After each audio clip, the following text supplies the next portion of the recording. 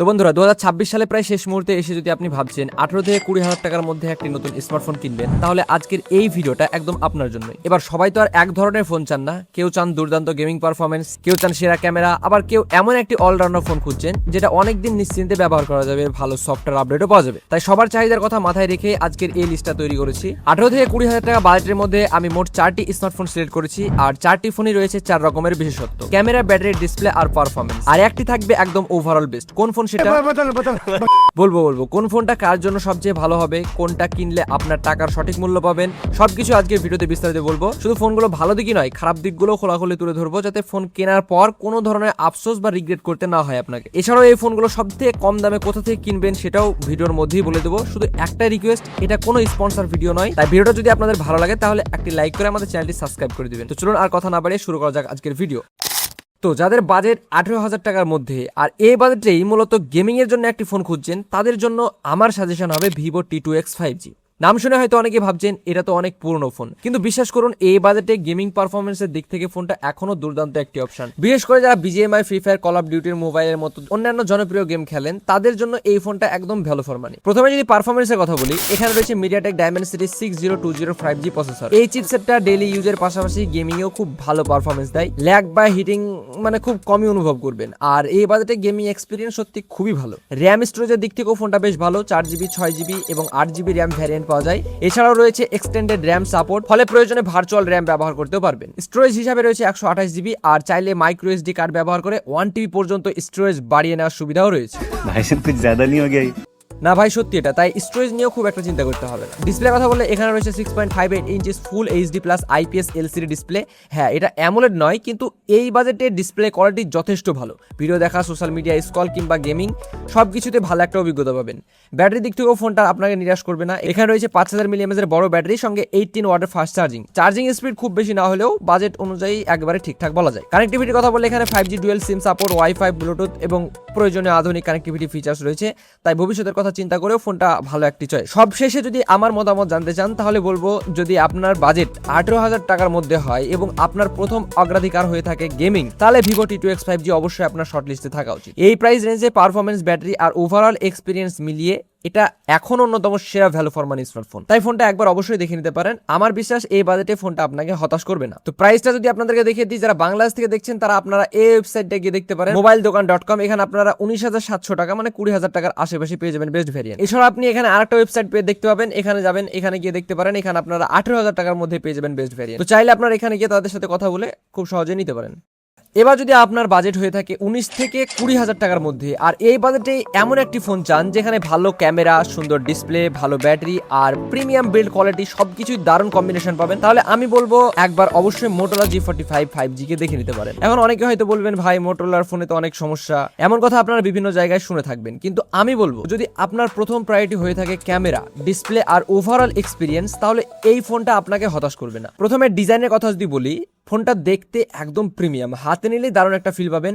এই বাজেটে build quality সত্যি অসাধারণ। ডিসপ্লেতে রয়েছে 6.5 ইঞ্চিস ফুল HD plus IPS LCD display, সঙ্গে 120 হার্জের রিফ্রেশের গোরিলা গ্লাস 3 প্রোটেকশন, ফলে স্ক্রলিং, ভিডিও দেখা কিংবা গেম খেলা সবকিছু স্মুথ লাগবে। পারফরমেন্সের জন্য রয়েছে Qualcomm Snapdragon 6 Gen 3 processor, daily use, multitasking এবং ভিজুয়াল গেমিং সবকিছু খুব ভালোভাবে হ্যান্ডেল করতে পারে। ফোনটি 4 ও 8GB র্যামের সঙ্গে এসেছে এবং 128GB স্টোরেজ। আপনি মাইক্রো এসডি কার্ড ব্যবহার করে 1TB পর্যন্ত স্টোরেজ বাড়ানোর সুবিধাও রয়েছে ফোনটিতে। কিন্তু একটা জিনিস, সফটওয়্যারের দিক থেকে ফোনটা একটু পিছিয়ে, Android 14 এ চলে। क्या बोलूं मैं इस पे, क्या बोलूं क्या अब मैं इस पे। হ্যাঁ, নতুন ভার্সন হলে আরো ভালো হতো, কিন্তু এই বাজেটে সেটা খুব বড় কোনো সমস্যা নয়। এবার আসি ক্যামেরা। এখানে রয়েছে 50 মেগাপিক্সেল প্রাইমারি ক্যামেরা এবং 2 মেগাপিক্সেল মাইক্রো লেন্স, সামনে রয়েছে 16 মেগাপিক্সেল সেলফি ক্যামেরা। এই বাজেটে ছবি ডিটেলস, কালার আর শার্পনেস সত্যি অনেক ভালো। আমি কিছু ক্যামেরা স্যাম্পল দেখাচ্ছি, সেগুলো দেখলেই বুঝতে পারবেন। ব্যাটারির জন্য রয়েছে 5000 mAh এর ব্যাটারির সঙ্গে 20 ওয়াটের ফাস্ট চার্জিং। একবার চার্জ করে সহজেই সারাদিন ব্যবহার করতে পারবেন। আরেকটা বড় প্লাস পয়েন্ট হলো এখানে storage speakers with Dolby atoms support রয়েছে। এই বাজেটে বেশিরভাগ ফোনই মনো স্পিকার থাকলেও এখানে আপনারা স্টোরেজ স্পিকার পেয়ে যাচ্ছেন। গান শোনা বা ভিডিও দেখা সবকিছু সাউন্ড এক্সপিরিয়েন্স অনেক ভালো পাবেন। পাবেন। সবশেষে বলবো, যদি আপনার দরকার হয় ভালো ক্যামেরা, সুন্দর ডিসপ্লে, ভালো ব্যাটারি, প্রিমিয়াম বিল্ড কোয়ালিটি এবং দারুণ মিডিয়া এক্সপিরিয়েন্স, তাহলে Motorola G45 5G এই বাজেটে অবশ্যই একটি সেরা অপশন। তাই ফোনটা একবার অবশ্যই দেখে নিতে পারেন। তো প্রাইসটা যদি আপনাদেরকে দেখিয়ে দিই, যারা বাংলাদেশ থেকে দেখছেন তারা এই ওয়েবসাইটগুলো যে কোনো একটা দেখতে পারেন, mobiledokan.com। এখানে আপনারা 20,000 টাকার মধ্যে পেয়ে যাবেন মোবাইল দোকান। এখানে আপনারা 18,000 টাকায় পেয়ে যাবেন, এবং এখানে একটা ওয়েবসাইট দেখবেন 15,000 16,000 টাকার মধ্যে, কিন্তু এটা কি ভ্যারিয়েন্ট আমি জানি না, এত কম দামে কিভাবে দিচ্ছে। আর এখানে আপনারা ভালোভাবে চিন্তা করবেন, এটা SMS গ্যাজেট। এখানে আপনার 20,999 টাকা, মানে 21,000 টাকার আশেপাশে পেয়ে যাবেন। তো আপনাদের যেটা সুবিধা সেখান থেকে গিয়ে খুব সুন্দরভাবে কথা বলে নিতে পারেন।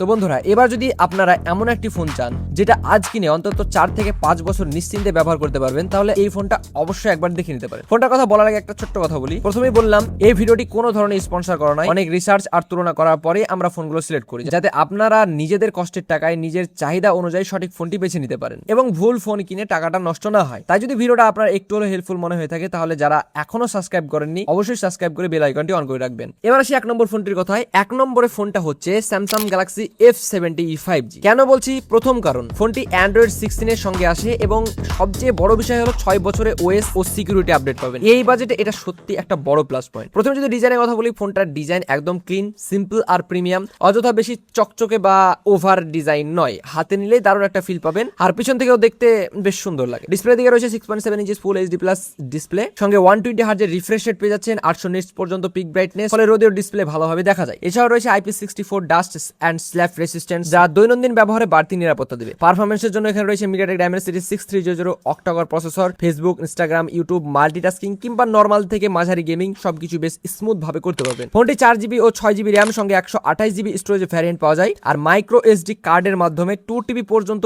স্টোরেজ বাড়ানোর সুবিধাও রয়েছে। এটা একটা বড় প্লাস পয়েন্ট। ক্যামেরা দিকে রয়েছে 50 মেগাপিক্সেল প্রাইমারি ক্যামেরা এবং 2 মেগাপিক্সেল ডেপথ সেন্সর। এই বাজেটে ডেপথ সেন্সর থাকাটা ভালো একটি বিষয়। সামনে রয়েছে 8 মেগাপিক্সেল সেলফি ক্যামেরা, যা ভিডিও কল বা নরমাল সেলফির জন্য যথেষ্ট ভালো বলা যায়। ব্যাটারি কথা বললে এখানে রয়েছে 6000 mAh এর ব্যাটারি সঙ্গে 25 ওয়াটের ফাস্ট চার্জিং।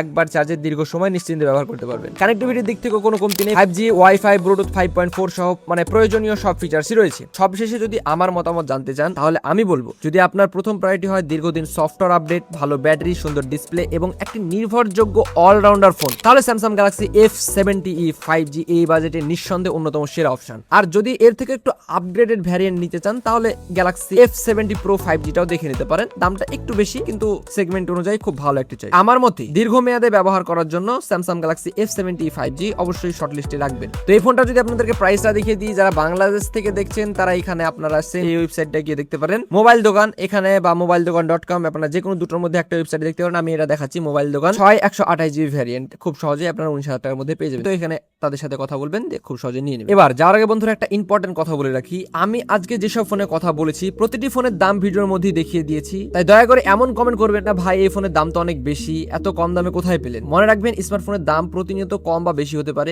আমি যখন ভিডিওটা তৈরি করি তখনকার লাইভ প্রাইস দেখিয়েই বলি, এবং আমি এটাও দেখিয়ে দিই আপনারা কোথা থেকে সব থেকে কম দামে কিনবেন। কিন্তু আপনি যদি কয়েক সপ্তাহ বা কয়েক মাস পরে ভিডিওটা দেখেন, তাহলে স্বাভাবিকভাবে দামের পরিবর্তন হতে পারে। তাই একটু অনুরোধ, পুরো ভিডিওটা দেখবেন, তারপর কমেন্ট করবেন, এতে ভুল বোঝাবুঝি হবে না। আর আপনাদের সঠিক তথ্য দিতেও আমাদের ভালো লাগবে। আশা করছি আজকের ভিডিওটা আপনাদের একটু হলে হেল্পফুল লেগেছে। যদি ভালো লেগে থাকে তাহলে অবশ্যই একটি লাইক করবেন, আর চ্যানেল নতুন হয়ে থাকলে সাবস্ক্রাইব করে বেল আইকনটা অন করে আমাদের পরিবারের একজন সদস্য হয়ে যাবেন। আজকের মতো এখানে বিদায়, দেখা হয় পরবর্তী কোনো ভিডিওতে। ততক্ষণ পর্যন্ত আপনারা সবাই ভালো থাকবেন, সুস্থ থাকবেন। আল্লাহ হাফেজ।